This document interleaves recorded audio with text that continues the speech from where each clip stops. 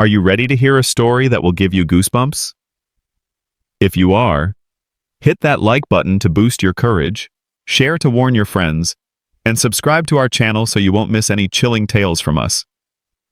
Now then, let the story begin. Stopping by the canal to piss, and only a third of his way back to the house of death, Ah Keng found his friend Leung, dead of the cholera. He recognized his oldest friend immediately, even in the darkness, even in this state. Leung's sickness-shriveled body lay a few feet from brackish water, pallid face upturned towards the moon. Leung. It was really Leung. Ah Keng had been steadying himself on a tree trunk. Now he found it not steady enough. He slid to squat in dry grass, slammed a fist into soil, then again, then again. Bastards, cowards, dogs. Leung's so-called friends had clearly tried to roll him into the canal, but they'd put neither back nor heart into the job. They'd just left him here, for the buffaloes and buffalo herds to find. No care for his body, nor for his ghost. Ah Keng brushed a tender hand across his friend's face. Leung's once lovely eyes were half open, his once full lips shrunken back in a sickly cholera grin, and his copper ring, a relic from better days, hung loosely around one withered, death-stiffened finger. Keng had hoped they would meet again, but never like this. "I'm so sorry, brother," he said, his voice parched as the soil. "I wasn't there when you needed me, but I'm here now. I won't leave you." That whole evening, Ah Keng had been sour and full of curses. He'd cursed the coffin makers for dispatching him to the distant pauper's hospital. He'd cursed the mortuary attendants for their lack of suitable passengers. And above all, he'd cursed his ankle, his accident, his own poor fate after 18 arduous years in Singapore. But now, as he worked his arms under Leung's shoulders and braced his unsteady left leg against a tree trunk, as he dragged Leung gently upslope to the waiting rickshaw, Ah Keng was grateful. "I'm glad I came this way, brother," he said, as he hoisted Leung into the rickshaw seat and brushed dirt from his friend's filthy, tattered shirt. "I'm glad I found you. Thank you for calling me here. Please don't hurt me. I only want to help." The dead were strange and often dangerous, but sometimes they would protect you. Why else would a man sleeping next to a cholera victim not succumb while every man in the next rickshaw house died vomiting and shitting? Ah Keng waited for some telltale sensation signifying favor or malice, but none came. "Brother?" he called to the trees. He waited in silence a few moments. Then, he put up the rickshaw hood to give Leung's corpse some privacy, picked up his rickshaw shafts, and set off at his well-practiced limp. Ah Keng pulled his rickshaw past the old dense foliage of the Muslim burial ground, where the Malay sultans rested. Many of their subjects were buried there, Arabs and Indians too. He heard them sometimes, whispering and singing in languages he did not speak, save the occasional word or phrase. But tonight, their spirits were silent. Only the insects sang. Ah Keng turned right onto Victoria Street, where crumbling rickshaw houses crouched beneath tall trees. Here, too, it was quiet. None of the usual late-night sounds of men laughing, boasting, and lamenting over a shared supper or a game of cards. Halfway down the block, he stopped in front of a house. Its front door hung ajar, a dark, gaping mouth. Inside, the common area was deserted. No men, no belongings, no rickshaws out front either. Nothing but lingering joss smoke. Ah Keng looked to the next house, also deserted. 2 houses over, a trio of unfamiliar men squatted on the veranda, tense and whispering. Leung's death had spooked the entire street. "Brother, are you here?" he whispered to the rickshaw house's shadowed interior loudly as he dared. "It's me, Ah Keng. I've come to take you home." The 3 men quieted, staring warily at Ah Keng, trying to discern who or what sat in his hooded rickshaw on this rainless, windless night. Then, a light breeze brushed Ah Keng's chest, and incense smoke tickled his nostrils. His skin prickled, back, calves, and arms, as soft, supple footsteps approached unseen. He felt the weight shift slightly in his rickshaw, like fruit in a gunny sack, and he knew that Leung had come. "Oh," he breathed. "I'm so glad I found you, brother. I hope you didn't have to wait long. Just sit in my rickshaw and rest. I'll take you someplace better." They set off past the wary trio, who thankfully did no more than stare. All the way down the block, Ah Keng whispered to Leung that he was safe, that he didn't need to fret. The dead liked to be soothed, to be spoken to like children, especially if they'd been abandoned. They took a left onto Arab Street, where crumbling tenements gave way to shuttered shops and go-downs. A tired-looking boy squatted by an unyoked bullock cart, his cigarette ember glowing like a tiny lantern. Ah Keng met his gaze a moment, kept on pulling, kept on whispering. At the intersection, he turned right onto North Bridge Road. The wide thoroughfare still crackled with life. The red clay road was lit in pale electric patches, and oil lamps blazed in the windows and verandas of shophouses. Men, and a few women, dawdled beneath the awnings. Ah Keng stood stationary a moment, catching his breath as two rickshaws hurried past, followed by a trotting horse gharry. "You remember this road, don't you, brother?" he said over his shoulder to Leung. "You must have pulled up and down it 10,000 times. This time you don't need to pull, just rest. I'll pull you." Ah Keng pulled Leung past off-duty shopkeepers and still-working street hawkers with wares balanced on shoulder poles, past still-open shops selling wine and spirits, past loudly laughing Europeans stinking of alcohol. Always, he was aware of the wide tram tracks, their wires strung overhead from streetlight to streetlight. The trams didn't run at this hour, but he always expected their frightful clatter. Even after 5 years, he couldn't forget their terrible speed. Bullock cart toppling, rickshaw wrecking, bone snapping. The fear lingered, like the pain and the opium. But Ah Keng stopped himself from slipping further into dark thoughts. "I'm so grateful to you, brother. You saved me after my accident. I have never forgotten. Thank you, brother. Thank you. You're the best of friends." He spoke to soothe Leung's ghost, but also to soothe himself. Sometimes the dead mirrored your emotions. They could hurt you. A bullock cart turning clumsily out of nowhere, an upturned nail in the street. It was best not to upset them. He pulled Leung another mile, past the European town's tall, pale buildings, past churches and hotels, and past the police station, where Keng pulled as fast as his ever-aching ankle allowed. Even though some constables knew the House of Death, pulling corpses was forbidden, to say nothing of cholera corpses. Thankfully, no police accosted Ah Keng tonight, and they came unbothered to the river and the old bridge that spanned it. Crossing, as always, was an ordeal. Iron wheels met iron bridge, and Ah Keng's rickshaw shafts, really his entire rickshaw, juddered violently in his calloused grip. Like Keng himself, the rickshaw was old, and thanks to his poorly healed ankle, he pulled it too slow. He always felt bad for his passengers going over this bridge, even if they were no longer living. Halfway across the bridge, Ah Keng had to pause. He set his rickshaw shafts down and rested his burning hands on his hips. He gulped salty river air into opium-scalded lungs and coughed violently as heat rose from his sweat-drenched shoulders. All around them, the darkened river was alive with lamp-lit wooden boats. Men called out, crashing and complaining as they hefted gunny sacks between boat and shore. Keng smelt the smells of the city's heaving, beating heart, spice and sweat, river water and bullock dung, and something else too, wafting in from the harbor, or perhaps from memory, ocean wind and steamship smoke. "Remember, brother?" Ah Keng grinned, turning to face Leung. "When we first came south to Nanyang? How it felt to stand on the ship deck? The salty breeze and the smell of coal? We thought for certain that we'd make our fortunes here in Singapore. Become big taukeys, no need to walk, someone else would pull us."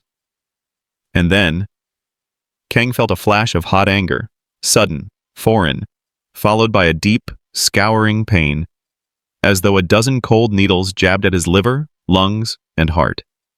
He'd misspoken.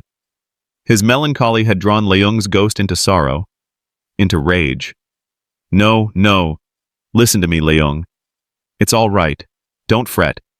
You don't need to walk. I'll pull you. I'll pull you, brother." He repeated himself, again and again, pleading as gently as he could. "Just rest in my rickshaw. Let me pull you home, please." Behind Leung, two rickshaws bumpily followed each other onto the bridge. The first came fast, pulled by a young man with confidence and strong calves. The second was slower, pulled by an older man with a familiar face. As he approached, he slowed to a near walk and nodded a greeting to Ah Keng. Annoyed at the delay, The man's passenger? A European? No, a Chinese Tauke, dressed in European finery, craned his neck, frowning as he studied the halted, hooded rickshaw. The pale corpse slumped within. "We'll go now, brother. I'll take you home. I'll take you home," Keng said, repeating it like a prayer as he picked up the shafts and urged his heart to calm. To be bothered by police constables. To lose Leung amidst the city's clamor, it would be disastrous. They'd take Leung away and cast his body unceremoniously into a cholera grave. Leung's spirit would be lost. Worse, it would be ravenous, angry, ever wandering. A hungry ghost. Ah Keng could think of nothing worse. He may as well have left Leung where he found him. And so he pulled, sturdily and smoothly as he could, all the while whispering soothing words to Leung until he felt the chill subside, the needles withdraw, the frenzied anger fade. "I'll take you home," he said, again and again, as they crossed into Chinatown, where Northbridge Road became Southbridge Road and the House of Death waited among so many crowded houses of the living. 6 streets past the river, Ah Keng found himself detouring onto Hokkien Street. He hadn't intended it. His whispered homeward chant had led the way, and his feet had followed. He pulled Leung past hawkers cooking porridge, soup, and dumplings over paraffin stoves, past men eating and laughing with exhausted liveliness. Some of them peered briefly at Keng's passenger, but they didn't look any closer than that. He pulled up in front of their old home, 33 Hokkien Street, the lucky-numbered lodging house where they'd first lived all those years ago, where they'd slept back-to-back on wooden boards, and sometimes closer than that. The years had been cruel to the house, too. Its paint was cracked and peeling, its window shutters starting to rot. A rickshaw puller Ah Keng knew squatted on the 5-foot way in front of the house, picking at a bowl with his chopsticks. Lam was his name, a fellow Guangdong kinsman. His eyes narrowed at Ah Keng's approach. "There's no one here for you today," Lam said, looking away. As though Ah Keng had ceased being a kinsman the day he started pulling corpses, as though he had never lived in this house, as though they'd never pooled money for a celebratory chicken and a bottle of rice wine, back when they thought their meager day earnings augured greater things. But Ah Keng felt the slightest breeze on his back, and knew that Leung's ghost was beginning its gentle peregrination of the lodging house, and he kept silent and held on to his rickshaw shafts. He did not want to agitate Leung. "Go away," Lam hissed. And when Ah Keng did nothing of the sort, Lam finally looked to the rickshaw and glimpsed the shape slumped in its seat. Lam's eyes widened and he yelped, toppling his supper as he leapt to his feet. An unfamiliar young man stepped out from the house's candlelit interior, his face hard and hostile. So many new men now, even as Singapore grew more crowded and costly with each passing moon. Brothers fighting tooth and nail to survive. As Ah Keng girded himself against the prospect of violence and cursed himself, nostalgic fool, opium-sotted dog, he felt it happen. The ghostly barbs that signified Leung's agitation, the rushing wind of sudden, spectral movement. Candles in the entranceway flickered and guttered out. Lam let out a stifled cry, and the hard-faced man cursed, scrambling away from the doorway.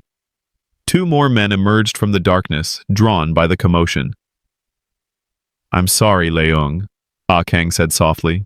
"I thought maybe you'd want to see this place again. Maybe I wanted to see it as well. Things weren't always bad when we stayed here, were they, Leung? Even when times were hard." It was true. Life had been hard since the moment they stepped off the steamer from China. But there had been good moments, moments of celebration and comfort. They'd comforted each other back then, 2 young men so far from home, far from family and the prospect of marriage. Keng thought about those good memories, putting the later, painful ones out of his mind. Even when things had been difficult, they'd had good times. "I'm here, brother. I'm outside. Remember me? Let me pull you home. Please. Come back to me, brother. I miss you so." And as though remembering late-night laughter and the soft embrace of muscled bodies, how coarse mouths and calloused hands could be so gentle, Leung's spirit returned, without jaggedness, without rancor. Ah Keng felt a caress, like tall grass against his flank. The remaining candles flickered once more, and Keng felt the weight shift behind him. Without another word to the gathering crowd, he wheeled the rickshaw away. "Stay with me, brother," he said. "Please, I'll never forget you. I'll not abandon you, I swear. I'll take you home now. To the House of Death. Onwards then, straight past the mosque's twin minarets, a right turn at the Hindu temple's painted pagoda, left on Trengganu Street. Bustling and red-lit with calligraphed lanterns, teeming with pullers and passengers, the shouts of drunkards, and the laughter of Japanese women and Guangdong sisters. The dead often wanted to tarry here, but Keng could not allow that. He plodded determinedly through traffic and turned again, left onto Sago Street, thick with palm powder fumes, then right onto Sago Lane, crowded with resting rickshaws and rickshaw men. So many faces he knew. But like Lamb, they all avoided his gaze. Since Ah Keng's accident, since he'd become too slow, indebted, and mired in pain and opium to pull anyone but the house of death's passengers, the living shunned him. Corpses sat in his rickshaw now, and spirits followed his footsteps like stray dogs. And so, as he did every night, Ah Keng pulled his rickshaw up to his employer's doorstep and gently put down the shafts. From outside, the house of death was like any other house, 2 stories, long and narrow. But within was a stopping place between mortuary and grave, between this world and the next. In the daytime, the air was full of sawdust and the sound of coffin makers at their work. At night, it smelled of joss smoke and death flowers. Most of the time, there were corpses, Ah Keng's passengers, poor Guangdong kinsfolk, men and women who could not otherwise afford burial, who would otherwise be abandoned to a lonely eternity of restless, ravenous wandering. But there were no bodies tonight, and that was for the best. The House of Death's benefactors and coffin makers could never learn that Ah Keng had brought Leung here, for even they were afraid of the cholera. "Please, Leung," Ah Keng said, putting down the rickshaw shafts. "I need a few moments.